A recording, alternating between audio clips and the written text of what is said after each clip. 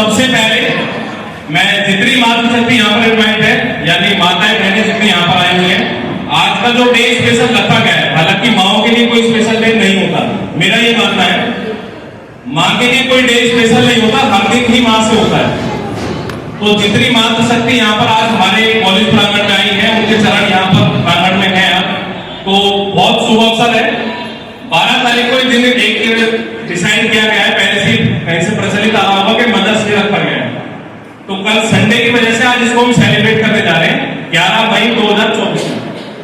तो सबसे पहले जितनी समस्त मातृशक्ति यहाँ पर बैठी हुई है, चाहे वो फैकल्टी मेंबर हो, यहाँ पर टीचर्स अवेलेबल जितने हैं, उनमें जितनी भी लेडीज है मातृशक्ति और जितने भी पेरेंट्स मेरी माताएं बहनें यहाँ पर आएंगे, मैं आप सभी के चरणों में हाथ जोड़ के प्रणाम करता हूँ। आप सभी की तरफ से रिस्पॉन्स की उम्मीद रहेगी मुझे। आप सभी को मेरा नमस्कार। पर्सनली सभी से मैं बात करना भी चाहूंगा आगे, और पर्सनली सभी के पास पहुंचूंगा भी धीरे धीरे। तो आज का जो दिन हमने रखा एक मदर्स डे के रूप में सेलिब्रेट कर रहे हैं। जितनी मातृशक्ति यहाँ पर अवेलेबल है, यहाँ पर आई है कॉलेज प्रांगण में, आप सभी का बहुत बहुत स्वागत है और बहुत बहुत आगमन है कॉलेज परिवार में। आप सभी का हार्दिक अभिनंदन। मैं बात करता हूँ हमेशा बच्चों के सामने ही बात करता हूँ। पहले भी मैंने कुछ टॉपिक्स रखे थे, वुमेन्स प्रोटेक्शन के लिए सेमिनार भी हमने काफी बड़ा किया था, आप सभी शायद उसमें शामिल भी होंगे, चुप मत रहिए के नाम से। उसका जिक्र बार-बार इसलिए होता है कि वो वुमेन्स प्रोटेक्शन के लिए सबसे उपलब्धि वाला हमारा सेमिनार रहा। उसमें सहयोग आपका इतना बढ़ चढ़ के हमें मिला, स्टूडेंट्स का सोशल जितना भी हो सकता था उससे बहुत इंक्रीमेंट हमें उस चीज के लिए मिला कि हम इस तरीके के सेमिनार हमेशा देते रहेंगे अच्छे अच्छे टॉपिक्स पे। तो पहले से ही कॉलेज परिवार जो इस चीज के लिए सजग है कि वुमेन्स की जो प्रोटेक्शन है वो सबसे मेन है, सबसे मेन वुमेन्स की प्रोटेक्शन है। यदि समाज में नारी सुरक्षित है तो पूरा समाज सुरक्षित है, ये मानना है। प्रशासन भी इसी बात को बोलता है, हम भी इसी बात को बोलते हैं, पूरा विद्यालय परिवार इसी चीज को कहता है। यदि नारी समाज की सुरक्षित है तो नारी सुरक्षित है तो पूरा समाज सुरक्षित है। एक बेटी पढ़ती है तो 2-3 कुलों का नाम रोशन करती है, जहां पर रहती है, जहां पर शादी होकर जाती है, तो 2 कुल जुड़ जाते हैं। अगर उसको अच्छे तरीके से पढ़ाए, आगे पालन पोषण करके भेजे तरीके से। आज किस क्षेत्र में मैं पूछना चाहूंगा कि किस क्षेत्र में वुमेन्स नीचे है? कोई क्षेत्र ऐसा बचा हो, चाहे वो हमारे राष्ट्रपति जी का उदाहरण ले लें, बहुत पिछड़े हुए वर्ग से आती है, लेकिन कौन है राष्ट्रपति यहाँ देश की? श्री द्रौपदी मुर्मू जी।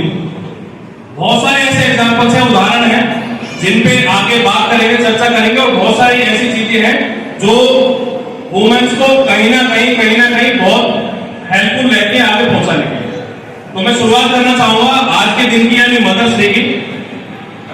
मैं शुरुआत करना चाहूंगा, मैं एक एग्जाम्पल पहले भी दे चुका हूं बच्चों के सामने, पेरेंट के सामने नहीं दिया मैंने। मैं सभी से बात करना चाहूंगा कि एक उदाहरण, एक कहावत कही जाती है कि जेल से शेर उड़ाना। आपने शायद वीडियो के माध्यम से वो देख लिया होगा, लेकिन मैं उसमें थोड़ा सा डिटेल में बात करना चाहूंगा।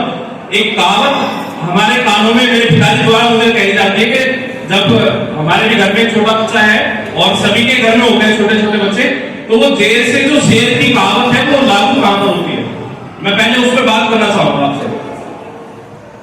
जेल से मतलब, जेल का मतलब जो प्रोसेस, जो हमारे जब बच्चे को बर्थ देते हैं, जो मार्ग सकती है, जब बच्चा पैदा होता है तो वो जो प्रोसेस कहलाई जाती है, कायदे में वो कहलाई जाती है जेल की, यानी जेल से निकलना।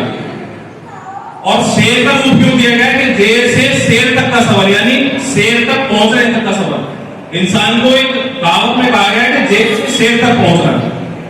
अब उसका प्रैक्टिकल एग्जांपल ये होता है कि यदि मैं किसी छोटे बच्चे को देखूं जो न्यूबॉर्न बेबी होता है, उसकी जो उंगली होती है वो बिल्कुल इतनी सी होती है, मात्र होती है नहीं होती, बिल्कुल केवल इतनी सी उंगली होती है, और उस उंगली से, छोटी सी उंगली से लेकर के इस उंगली तक का सफर, वो जेल से शेर तक की प्रोसेस कहलाई जाती है।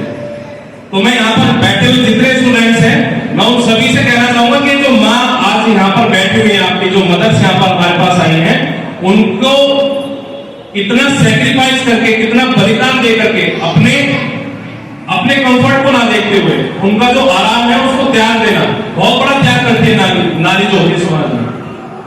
सबसे बड़ा त्याग जो करती है वो नारी के द्वारा होता है, चाहे वो बच्ची के रूप में हो, पहले बच्ची से बड़ी हो जाए, शादी हो जाए, फिर बच्चे हो जाए आगे, तो एक ऐसा प्रोसेस चलती रहती है कि नारी को हमेशा कहीं ना कहीं अपना बलिदान देना होता है अपने कर्मों से रिलेटेड बोले तो छोटा सा एग्जांपल दूंगा, 2 रोटी आप खुद कम खाएंगे लेकिन बच्चों की भूख पूरी करती है। स्टूडेंट्स जितने यहाँ पर बैठे हुए सभी से मेरी बात है, खुद मच्छरदानी में भी सोती है, आपको सुनाएगी। तो जो अहमियत है नारी की, जो हमारी माताएं हैं, वो अहमियत हमें समझनी होगी और उसी की अवेयरनेस के लिए इस मदर्स डे को बनाया गया है। मदर्स डे का मतलब ये नहीं है कि उनको गिफ्ट ही दिया जाए उपहार में, कोई ग्रीटिंग दिया जाए, ऐसा नहीं है। मदर डे का मतलब है कि जिस समाज में हम रह रहे हैं उस नारी को, उस बहन को जब तक हम सुरक्षित महसूस ना करा सके, जब तक हमारा मदर्स डे का कोई मतलब नहीं है। मदर्स डे का मतलब ही ये है, हमारे साइड में यदि कोई बगल में कोई लड़की खड़ी हुई है, कोई साइड में लड़की खड़ी हुई है, कोई बहन खड़ी हुई है, कोई भाभी खड़ी हुई है, कोई भी खड़ी है, वो जब तक सेफ महसूस ना करे तो हमारा फायदा नहीं है समाज में रहने का। मदर्स डे का मतलब ही है।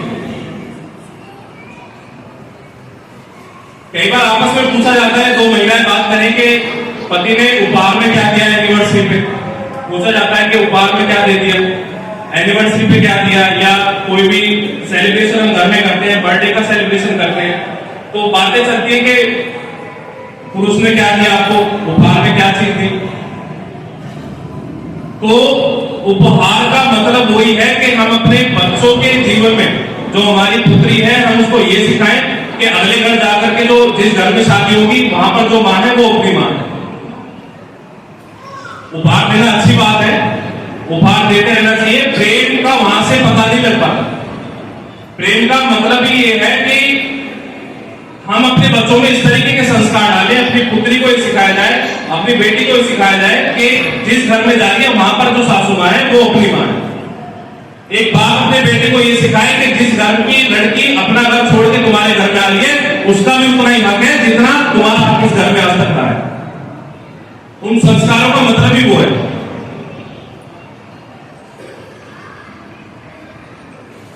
मैं आगे बात करना चाहूंगा, जब शादी होती है तो जो सबसे महंगी चीज होती है वो क्या कहलाई जाती है, रिंग सेरेमनी मनाई जाती है।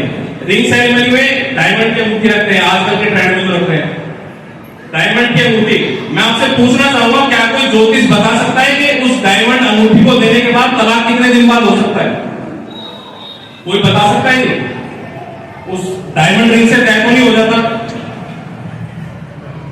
मैं बात करूं सीता जी की, सीता जी की डायमंड रिंग कितनी महंगी होगी।